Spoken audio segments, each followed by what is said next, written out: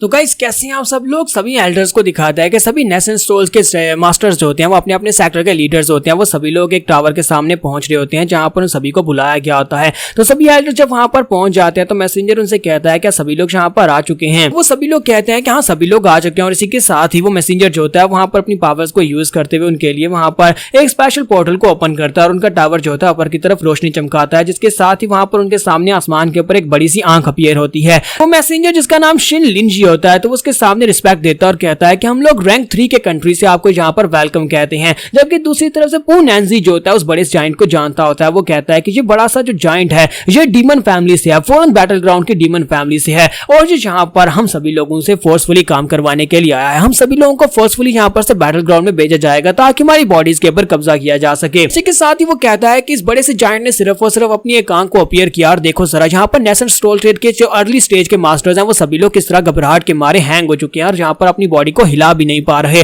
अगर ये यहाँ पर खुद अपीयर हो जाए तो मुझे लगता है कि ये सभी लोग तो इसे देखकर ही मर जाएंगे। और इसी के साथ ही वो जो बड़ी सी आंख होती है यानी कि वो बड़ा सा डीमन होता है वो उनसे कहता है हमारे इस थर्ड रैंक के कंट्री के अंदर तो जो स्पिरिचुअल एनर्जी है वो बहुत ज्यादा लो है। अगर यहाँ पर हमारे और इस कंट्री के जितने भी पावरफुल लोग हैं उन सभी के दरमियान में एक मुआहिदा ना ही हुआ होता, एक ट्रीटी नहीं हुआ होता तो मैं कब का यहाँ पर से सारी की सारी स्पिरिचुअल एनर्जी को एब्जॉर्ब कर चुका होता और तुम सभी लोगों को कब का खा चुका होता। यहाँ पर तुम्हारे रैंक 3 के कंट्री में जाओ किंगडम को यहाँ पर जिम्मेदारी दी गई थी कि यहाँ पर हर 100 साल के बाद तुम लोगों को हमारी फॉरेन बैटल ग्राउंड के अंदर एंटर होना होगा, जहां पर जाकर तुम्हें डेड बॉडीज को जो है क्लीन अप करना होगा, तुम्हें वहां पर जाकर सब कुछ सफाया करना होगा। इसी वजह से तुम सभी लोग यहाँ पर आकर खड़े हुए हो। और वो उनसे कहते हैं कि हर बार की तरह इस बार भी रूल्स बिल्कुल सिंपल होने वाले हैं। हर बार 100 साल के बाद हम लोग यहाँ पर अपीयर होते हैं और तुम्हें 7 टोकन दिए जाते हैं। इस बार भी तुम्हें 7 टोकन दिए जाएंगे। 7 टोकन में से तुम्हें यहाँ पर 4 टोकन को यहाँ पर डिस्ट्रॉय करना होगा और सिर्फ 3 टोकन वाले बंदे जो है यानी 3 सेक्टर्स एक टाइम के ऊपर फॉरेन बैटल ग्राउंड के अंदर एंटर हो पाएंगे। पास सिर्फ 5 महीने का टाइम है और उन्हें टोकन दिए जाते हैं। वो सभी लोग अपने अपना एक टोकन उठा लेते हैं और उनसे कहा जाता है कि तुम्हें यहाँ पर पता है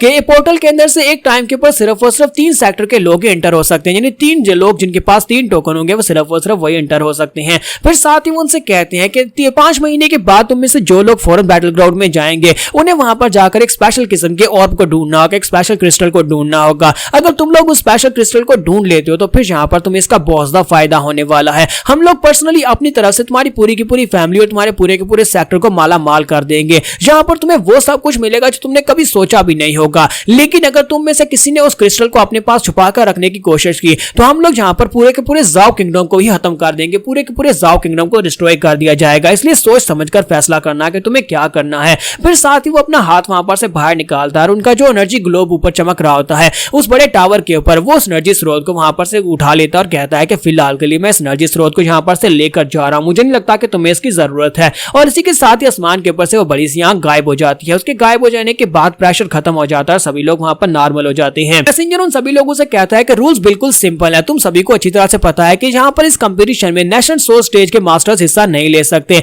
सिर्फ और सिर्फ फाउंडेशन एस्टैब्लिशमेंट स्टेज के डिसाइपल्स जो हैं उन्हें इस कंपटीशन में हिस्सा लेने की इजाजत है और तुम सभी को स्पेशल वैली में भेजा जाएगा। आज से 4 दिन के बाद यह कंपटीशन स्टार्ट होगा। वहां पर अपने डिसाइपल्स को ये टोकन देकर भेज देना और वहां पर से सिर्फ और सिर्फ 3 टोकन वाली फैमिलीज यानी कि 3 बड़े सेक्टर्स को ही इस बैटलफील्ड में जाने की इजाजत मिलेगी। अब तुम लोग जा सकते हो। और सभी लोग वहां पर चले जाते हैं जबकि उनमें से एक मास्टर जो होता है वहीं पर खड़ा होता है। वो टैंगली के ग्रैंडफादर और साथ में एक और सेक्टर मास्टर होती है। वो उन दोनों से कहता है कि मुझे लगता है कि तुम्हें मेरे साथ चलना चाहिए, हमें बैठकर बात करनी चाहिए। और यहीं पर से नेक्स्ट सीन जो होता है फिर से हमें कॉप सेक्टर का दिखाया जाता है जहां पर हमारा वैंगलिन अपनी केव के अंदर बैठा कल्टीवेट कर रहा होता है और हमारे वैंगलिन को भी बाहर से बहुत ही जबरदस्त प्रेशर महसूस होता है और फिर साथ वो प्रेशर खत्म हो जाता है। तो वैंगलिन कहता है कि जब यहाँ पर वो प्रेशर निकला था उसी वक्त हमारे सेक्टर मास्टर जीसाई जो थे वो यहाँ पर से चले गए थे। मुझे लगता है कि वो इस प्रेशर के स्रोत से जगह पर गए थे, शायद उन्हें किसी मीटिंग के लिए बुलाया गया होगा। लेकिन जब वो यहाँ पर से गए थे जाने से पहले उन लोगों ने यहाँ पर स्पेशल इंस्ट्रक्शंस दिए थे, कोई डिसाइपल अपनी केव के अंदर से बाहर नहीं निकलेगा, सभी डिसाइपल अपनी केव के अंदर बैठकर कल्टीवेट करेंगे।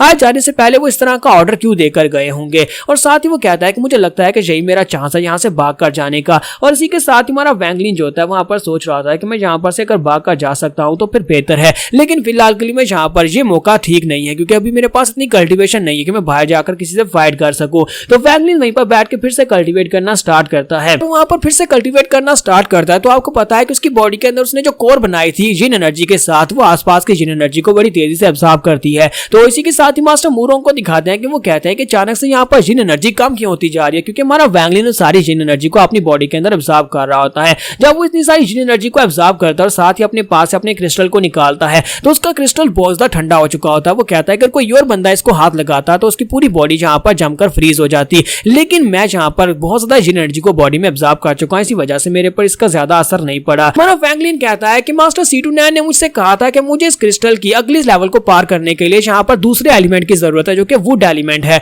लेकिन पहले एलिमेंट यानी वाटर एलिमेंट को तो मैंने एब्जॉर्ब कर लिया था, लेकिन मुझे इसके ऊपर एक वाटर जैसी पत्ती क्यों दिखाई दे रही है। इसका कलर जहां पर वाटर टाइप का, ऊपर से ये आसपास से जीन एनर्जी को एब्जॉर्ब कर रहा है जो कि कोल्ड हो रहा है। और मानो फ्रैंकलिन इस बात से काफी हैरान होता है क्योंकि उसकी जो और होता है उसके ऊपर एक छोटा सा पत्ता बना होता है, यानी एक छोटा सा लीफ बना होता है जो कि शायद आइस से बना होता है। फ्रैंकलिन कहता है कि जहां पर अगर देखा जाए तो आइस जो होती है वो तो पानी से बनती है और मैं पानी वाला जो पहला स्टेप है वो तो कंप्लीट कर चुका हूं, जहां पर पूरे 10 लीव्स बने थे, यानी कि इसके ऊपर पूरे 10 बादल बने थे और 10 बादलों के बाद यहाँ पर वुड एलिमेंट के लिए मुझे 10 लीव्स की जरूरत है, तब यहाँ पर पूरा होगा। साथ ही उसके अंदर से बहुत ही कोल्ड हो रहा निकल रहा होता है। तुम्हारा फ्रैंकलिन कहता है कि इसके अंदर से जो मैं स्टैमिना वाले पानी को बनाता हूँ वो अक्सर यहाँ पर ड्यू ड्रॉप से बनता है, जो कि यहाँ पर मुझे ड्यू ड्रॉप से इकट्ठा करना पड़ता है, जिसके लिए मुझे काफी ज्यादा मेहनत करनी पड़ती है। लेकिन इसके ऊपर अब अचानक से यहाँ पर एक और लीफ निकल आया है, तो उसके ऊपर 2 लीव्स हो जाते हैं और इस बात से और भी हैरान होता है क्योंकि यहाँ पर आसपास जो जीन एनर्जी होती है वो यहाँ पर जीन एनर्जी को एब्जॉर्ब करने के बाद उसके ऊपर 2 लीव्स अपीयर हुए हैं। तो वो इस बात से काफी हैरान होता है, कहता है कि चलो यहाँ पर आसपास चल के देखते हैं, शायद मुझे यहाँ पर कहीं पर से वुड एनर्जी मिल जाए, क्योंकि इस वक्त इसके ऊपर जो 2 लीव्स बने हैं वो वुड एनर्जी के लीव्स हो सकते हैं। तो इसी के साथ ही वो अपनी केव के अंदर से बाहर निकलता है, अपने आसपास देखता है तो वहां पर कोई भी नहीं होता, सभी लोग अपनी अपनी केव्स के अंदर बैठकर कल्टीवेट कर रहे होते हैं। तो मानो फ्रैंकलिन कहता है कि ये जगह इस वक्त बिल्कुल खाली है, लेकिन सभी लोग जहां वो अपने अपनी केव्स के अंदर बैठकर कल्टीवेट कर रहे हैं। फ्रैंकलिन कहता है कि मुझे लगता है कि यहाँ पर इन लोगों ने मेरे यहाँ पर से ना भागने के लिए पूरा बंदोबस्त करके रखा हुआ है। मैं जैसे जैसे यहाँ पर से आगे बढ़ रहा हूँ रास्ते में बहुत सारी केव्स आ रही हैं और हर केव के अंदर यहाँ पर स्पेशल डिसाइपल्स हैं। मेरे आसपास जो यानी मेरे जो करीब केव्स हैं उन सभी के अंदर यहाँ पर जितने भी मास्टर्स हैं वो कोर फॉर्मेशन में और उसके आसपास आगे जितने भी लोग हैं वो सारे के सारे फाउंडेशन एस्टैब्लिश स्टेज में हैं, यानी कि अभी तक मैं यहाँ पर पूरी 11 केव्स को पार कर चुका और उन सभी लोगों में स्पेशल डिसाइपल्स हैं। मुझे लगता है कि सेक्टर मास्टर जीजी ने मेरी केव को यहाँ पर स्पेशली इसीलिए यहाँ पर मुझे अरेंज किया था क्योंकि आसपास जितने लोग हैं वो सारे मुझे यहाँ पर से भागने से रोक सकते हैं। फ्रैंकलिन फिर से यहाँ पर मास्टर C29 को याद करता है और कहता है काश मास्टर C29 यहाँ पर होते, अगर मास्टर C29 यहाँ पर होते तो मुझे सिचुएशन से निकलने के बारे में बताते हैं कि मैं कैसे यहाँ पर से निकल कर जा सकता हूँ। तो फ्रैंकलिन वहां पर पूरी केव के एंड तक चला जाता है। वहां पर जाने के बाद से पता चलता है कि हर केव के अंदर यहाँ पर एक एक डिसाइपल बैठा हुआ है जो कि यहाँ पर उसी के पावर लेवल के बराबर है या फिर उससे ज्यादा पावर लेवल का है। तो वो जल्दी से वापस अपनी केव के अंदर आ जाता है और कहता है कि लगता नहीं है कि मैं यहाँ पर से निकल कर जा सकता हूँ। और वो अपने क्रिस्टल को निकालता है, अपना पानी निकालता है और कहता है कि सबसे पहले मैं यहाँ पर देखता हूँ कि क्या मैं यहाँ पर अपनी जो सेंसेस की पावर है उसकी मदद से बाहर को कुछ महसूस कर सकता हूँ, क्योंकि यहाँ पर केव्स तो बहुत ही टाइटली बंद हैं, लेकिन यहाँ पर कुछ छोटी छोटी टनल्स हैं जो कि हवा के लिए हैं। मैं उनके अंदर से अपने डिवाइन सेंस को यूज करते हुए महसूस करता हूँ कि इस सेक्टर से बाहर निकलने का रास्ता कहाँ पर है। इसके साथ ही हमारा फ्रैंकलिन वहीं पर बैठकर ध्यान लगाना स्टार्ट करता है। जब वो एक बहुत ही बारीक से सुराख के अंदर से ध्यान लगाना स्टार्ट करता है तो वो 300 मीटर नीचे गहराई में चला जाता है। सेक्टर के 300 मीटर नीचे गहराई के अंदर उसे कॉफिन दिखाई देता है। उस कॉफिन के अंदर एक डेड बॉडी पड़ी होती है और उसके आसपास बहुत सारी पावरफुल गैस होती है और वो कोल्ड ओरा जो होता है उसी के पास से निकल कर आ रहा होता है। वो कोल्ड ओरा जो कि इस वक्त उसका ऑर्ब एब्जॉर्ब कर रहा है। फ्रैंकलिन इस बात से काफी ज्यादा हैरान होता है और कहता है कि लगता है कि इस पूरे सेक्टर को यानी कि इस पूरे की पूरी माउंटेन के अंदर जो कोल्ड एनर्जी जो डिसाइपल्स एब्जॉर्ब करते हैं वो सारी की सारी उसी डेड बॉडी के अंदर से निकल कर आ रही है। और इस डेड बॉडी का राज क्या है हमें नेक्स्ट एपिसोड में पता चलेगा और हमारा फ्रैंकलिन क्या इस सेक्टर से निकल पाएगा, क्योंकि सेक्टर से निकल कर जाना काफी ज्यादा मुश्किल है। मास्टर जीजा उसे इतनी आसानी के साथ यहाँ पर से निकलने भी नहीं देंगे। तो एपिसोड की एक्सप्लेनेशन अच्छी लगी हो तो कमेंट करके जरूर बताइएगा और वीडियो को लाइक करना मत भूलिएगा। Thank you.